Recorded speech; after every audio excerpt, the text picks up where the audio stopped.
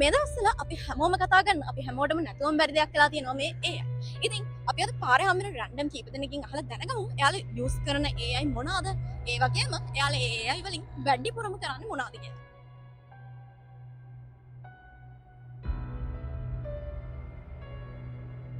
Hello excuse මී නංගි අපිට චුට්ටක් කතා කරන්න පුළුවන්ද? Okay. ඔය සාමාන්‍යයෙන් AI යූස් කරනවා. Oh, use කරනවා. සාමාන්‍යයෙන් මොන වගේ AI මොඩල් එකක්ද යූස් කරන්නේ? සාමාන්‍යයෙන් ChatGPT Gemini වගේ සාමාන්‍යයෙන් ඒවා මොන වගේ දේවල් වලට සාමාන්‍යයෙන් normally යූස් කරන්නේ?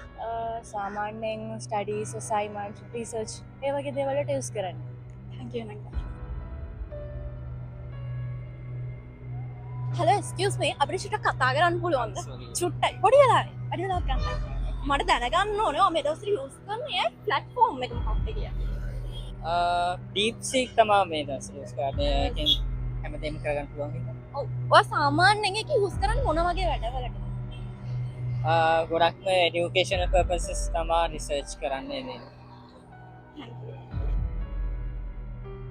හලෝ එක්ස්කියුස් මී ඩිස්ටර්බ් එකක් නැත්නම් චුට්ටක් කතා කරන්න පුළුවන්ද? ඔය සාමාන්‍යයෙන් AI යූස් AI යස් කරන්න නැහැ ඇත්තටම මොකද මට මගේ වැඩවලට මට AI එච්චරම අවශ්‍ය වෙන්නේ නැහැ මේ ඩොකියුමන්ට්ස් වැඩ ගොඩක් කරන හින්දා. කරන්න. Thank you.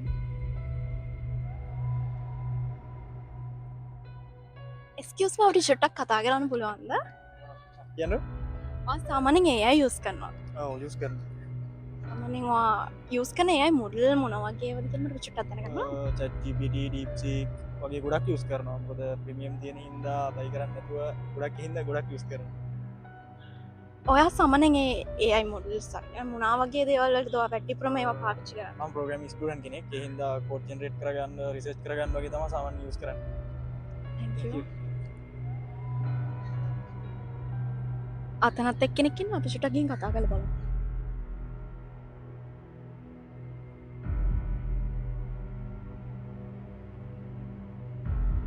Excuse me.